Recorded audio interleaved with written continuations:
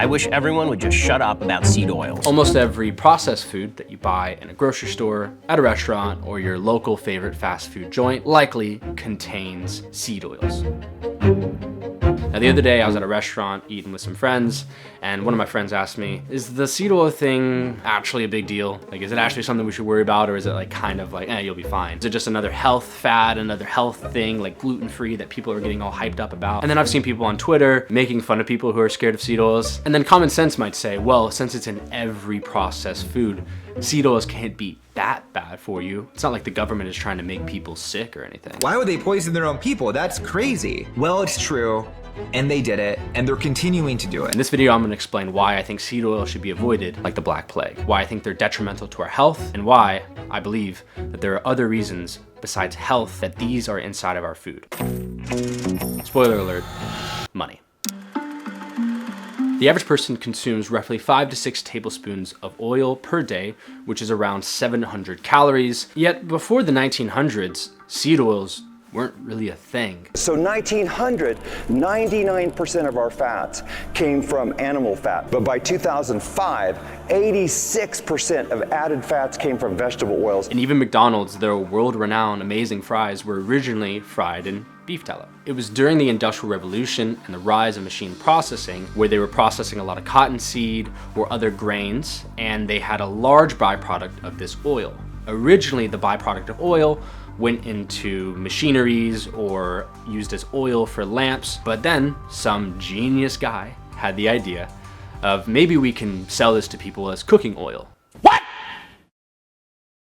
What the fuck? The largest example of this was Crisco. In 1911, Procter & Gamble created crystallized cottonseed oil, which looks a hell of a lot like beef tallow, which most people were used to cooking with. So it was a very easy switch, and Procter & Gamble marketed the shit out of this product. And that's why I use Crisco and nothing else. They claimed it was cleaner, cheaper, and healthier than cooking in beef fat. And since then, the rise of people using Crisco, but also other seed-based oils, has risen dramatically. And correlation, maybe, chronic disease and heart disease has also risen dramatically. Then Ancel came into the picture. Still like apples as much as ever? He's a big culprit for why most people believe that red meat, specifically saturated fat, found in red meat and also beef fat, is terrible for humans and likely leads to heart disease. It started with Ancel getting himself onto the nutrition panel at the American Heart Association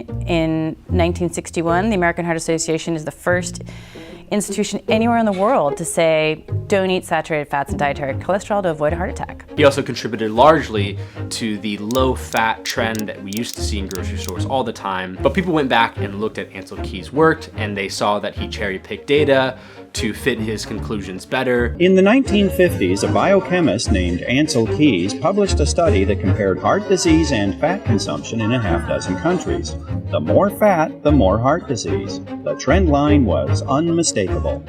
Just one little problem. Keyes left out countries where people eat a lot of fat but have very little heart disease, like Holland and Norway.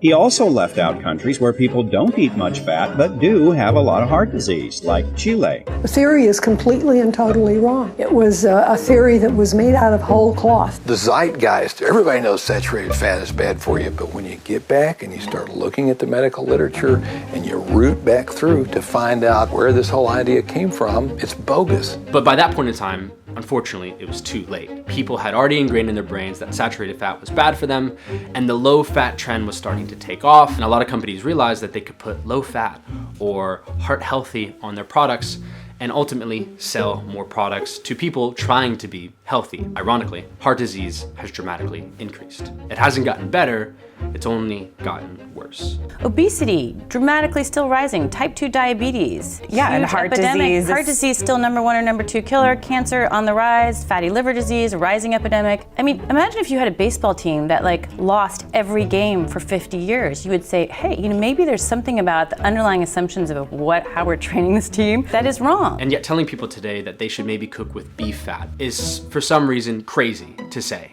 It frustrates people to be told that what they've been doing for a long time and what they've been told is right is actually wrong. The reason why seed oils are in most of your food is not because some really smart doctor figured out it was healthier for humans and we all agreed and we went, yay. It's because people are greedy and they want to make as much money as possible. And they want to produce products as cheaply as possible. And they will do this to so far extremes, manipulating scientific data. 95% of them have conflicts with industry. To marketing products they know are not healthy at the cost of your health. Seed oils? Yeah, seed oils. What seeds? Like grapeseed oil and all industrial seed oils that were originally industrial lubricants. Seed oils? So how do we get oil from seeds? First of all, you need a lot of them. As an example, for sunflowers, you need about 2,800 sunflower seeds to produce just 5 to 6 tablespoons of oil. And then you also need a large, insane, brutal process that these seeds go through in order to turn them into oil. And might I say, this is probably the worst day of a seed's life. So here we have the seeds, and they're cleaned, they're grinded, pulverized, pressed, then they go through the extraction and the oil solvent. I'm not sure what hexane is, but it doesn't sound good. Then they gotta boil it, of course. Then they have to refine it, of course. Goes through the centrifuge. 10 hours later. Degummed, bleached, does that say bleach? And then this part is really interesting. Do y'all see this word? It says deodorize. The oxidization in these oils is kind of the scary part, one of the scary parts. If you buy olive oil from a grocery store, you'll notice that it usually comes in a dark green glass container. This is to prevent oxidization. If you've ever had meat and you've seen the meat start to turn brown and kind of smell and taste weird, that's because of oxidization. And due to the process that these seeds or grains have to go through to turn them into oil, they become incredibly oxidized, and with that, they smell rancid. So due to the oxidization that it usually has at this point in time through this crazy process, it'll smell really bad, and in a nutshell, it's rancid. So they have to deodorize the oil, and I believe they do this by putting it through an incredibly high temperature, which removes all the odor.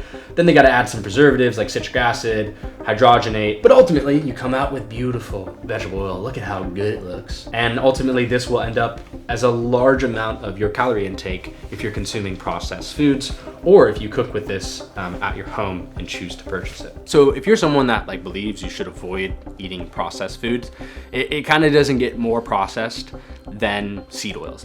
Talk about a food going through a process that is pretty crazy.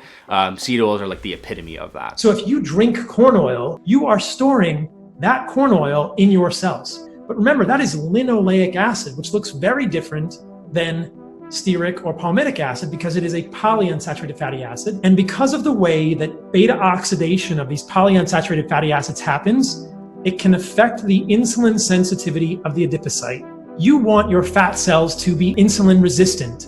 And the way you get fat cells that are insulin resistant is by eating saturated fat. When you eat polyunsaturated fatty acids, it breaks your metabolism. And insulin sensitive fat cells equal fat cells that are growing and getting bigger. And fat cells that are getting bigger means fat people. When people consume seed oils, they accumulate in their fat.